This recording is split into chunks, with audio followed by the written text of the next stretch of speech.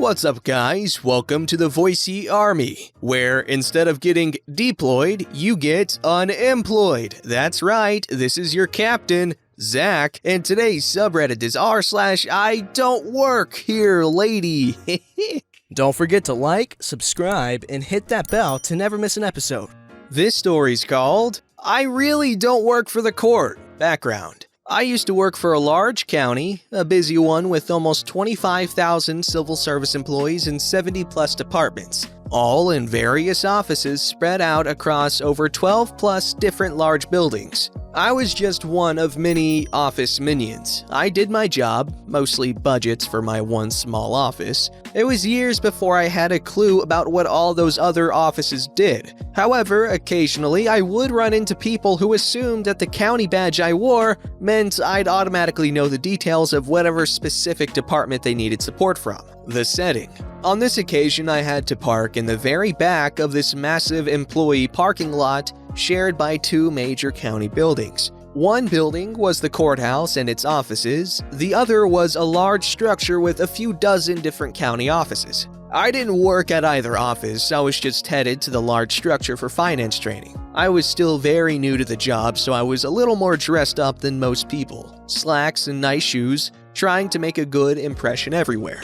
It was a busy area, lots of people coming and going, so when I saw the scruffy-looking guy on a sidewalk at the edge of the parking lot, I didn't think much of it. He looked slightly better than the homeless guys that wander nearby, so I assumed he was just someone else moving through the day, until I had this conversation. Here's the cast: me, scruffy-looking guy, various onlookers who just made it more awkward. The conversation. I parked and opened my door, but sat in the car for a few seconds, making sure I had everything I needed. Hey.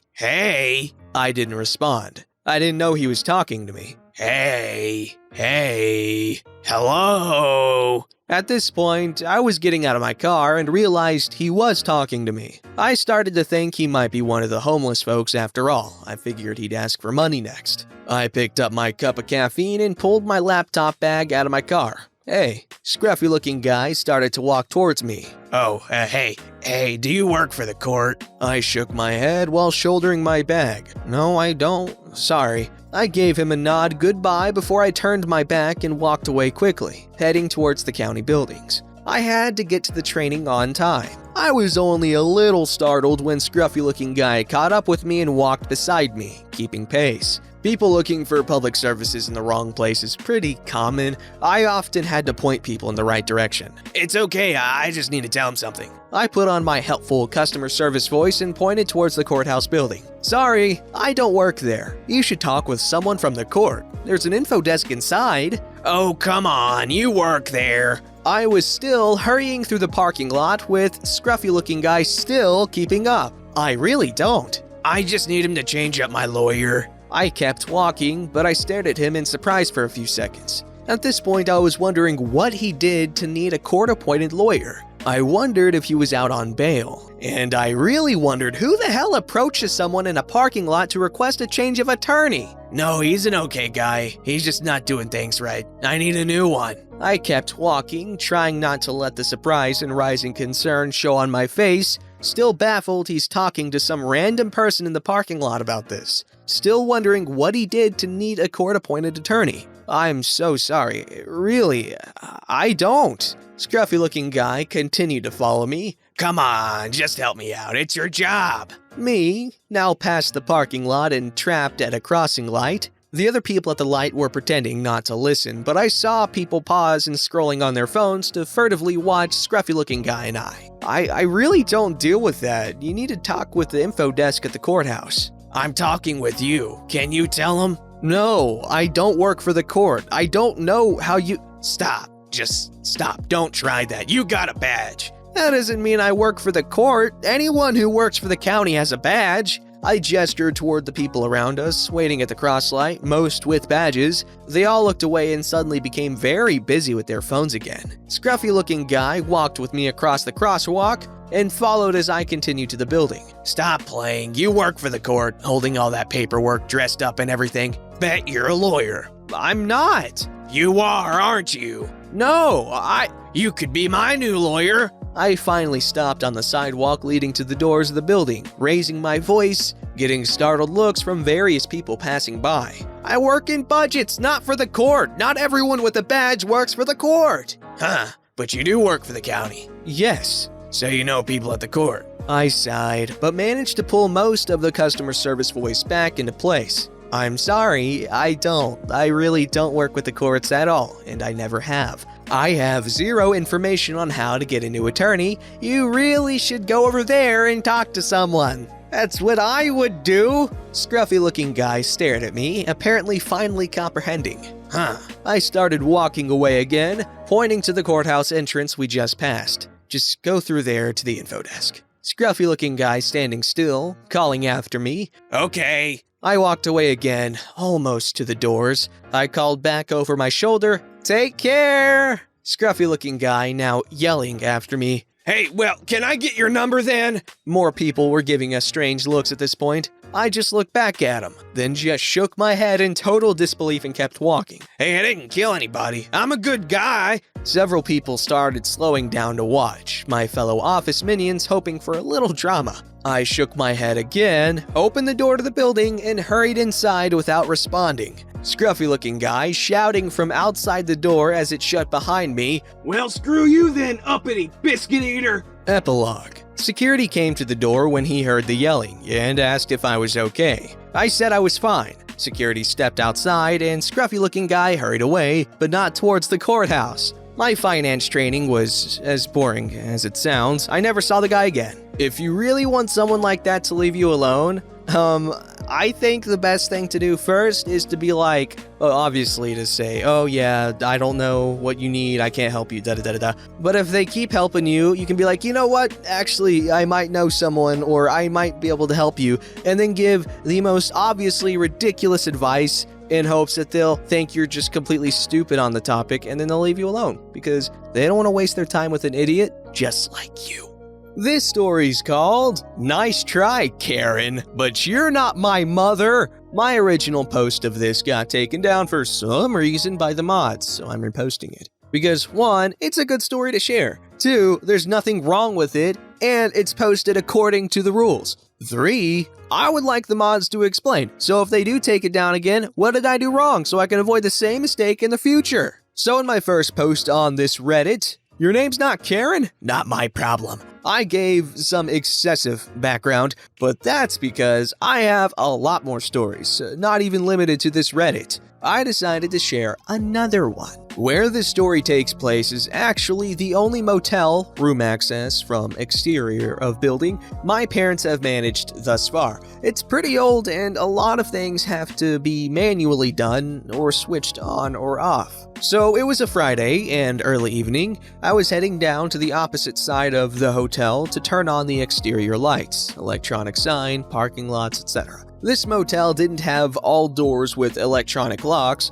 so the door I had to get through was an actual lock and key. So I'm walking down past all the rooms when a door behind me opens. I keep walking, barely throwing a glance over my shoulder. I eventually make it towards the end and am just about to pull out the key when I hear rapid footsteps. I turn around, stopping another wild Karen in her tracks. Alright, she didn't really look like a Karen, but I had been in the lobby when she checked in, and yeah, no doubt about it. For a second, she actually hesitates to talk, almost fooling me into thinking, oh great spaghetti monster, was I wrong about her? Ha! Nope. Karen begins to berate me for not being behind the desk and getting her food.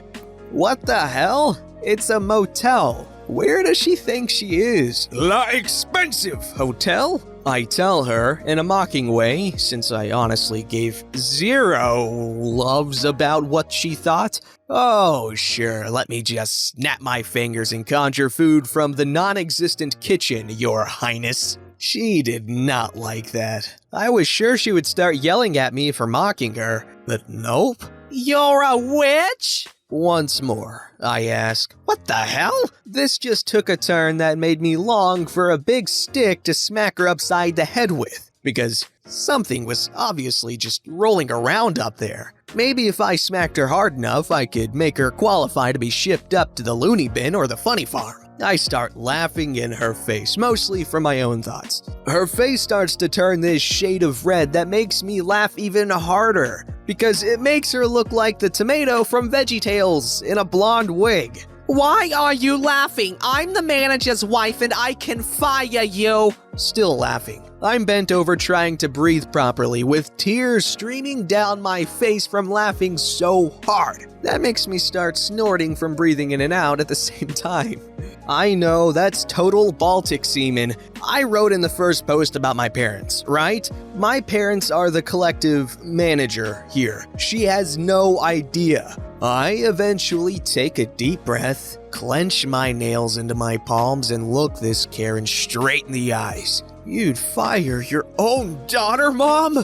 I later told my mom about this, and she kinda found it insulting that I didn't say that my mom is so much better looking, according to my father.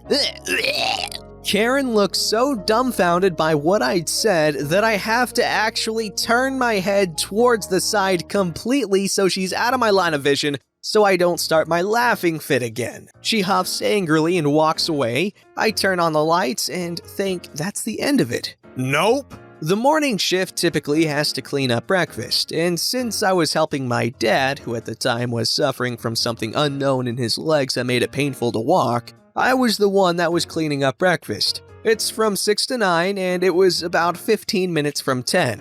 I was just wiping down the counter now. Nothing was left from breakfast on the counter, except for coffee for guests. I go into the back office and start washing dishes, which means that my dad has to keep his ear out for the door chime to go off, signaling that someone has come in. I am in the middle of washing dishes when I hear yelling from the front. I'm greatly concerned for my dad and rush towards the office, grabbing my phone from the desk in case I had to call 911. I didn't. Lo and behold, Karen had arrived. She was yelling at my dad about how there was no breakfast set out, how he was a crappy employee, and how she knew the manager. Yeah, well, she did. She was talking to him after all. My dad kept trying to explain breakfast hours were over and they were under no obligation to keep it open for her, even pointing to the sign right behind his head that stated the hours too. Karen was not having it. She saw me as soon as I walked in. And your employee cussed me out last night when I was simply asking for directions. No, she didn't say cursed at me. I have to do the whole nail in palms trick to not start laughing at the memory because I would no doubt get in trouble for that. My dad turns to me and gives me this questioning look. I shake my head and shrug. Ma'am, she's none. I want her fired right now. Well, as we say in the industry, the customer is unfortunately always right. My dad turns to me, his face away from Karen, and gives me a grin before saying, "You heard the lady. You're fired." I give him a returning grin. Okay, Dad, I'll go finish the dishes. My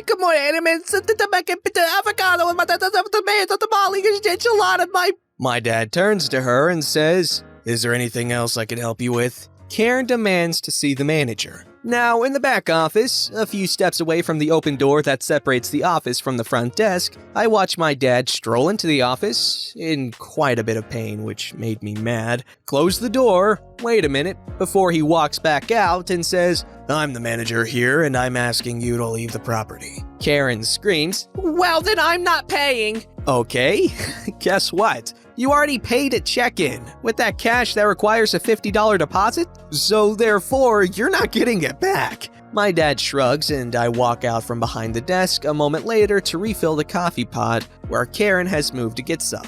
That's right, she didn't leave. Karen starts yelling at me now. It's endless screaming and yelling, I swear. What the hell are you doing? You're fired. I smirk and tell her two things. One, I'm the manager's daughter and not actually an employee. Two, the coffee here is for paying guests, and since you clearly stated that you're not paying, you can't have any. The coffee was out anyway, so she couldn't get any even if she tried. Karen, now understanding why I had called her mom the previous night, storms off. I didn't see her again for the rest of the weekend. Which, two, wild Karen, 0. Edit 1. I wasn't paid as an employee, so no, I didn't technically work there. I only really helped out. And there isn't a kitchen, but in the back there was a sink we used to wash the waffle batter drip pan out, etc. So no, there was no kitchen. This girl's a really good writer. I enjoy reading her stories on here because, like I said, they're well written and they're pretty freaking funny. I enjoyed reading them. It's, I guess. Or them, because I read the other one too. Anyways, please post more stories. They're great. You're great. Also, your dad's funny, and that Karen needs some real help. But don't we all? This story's called, Today I Fudged Up by Trying to Wake Up a Dead Teenager.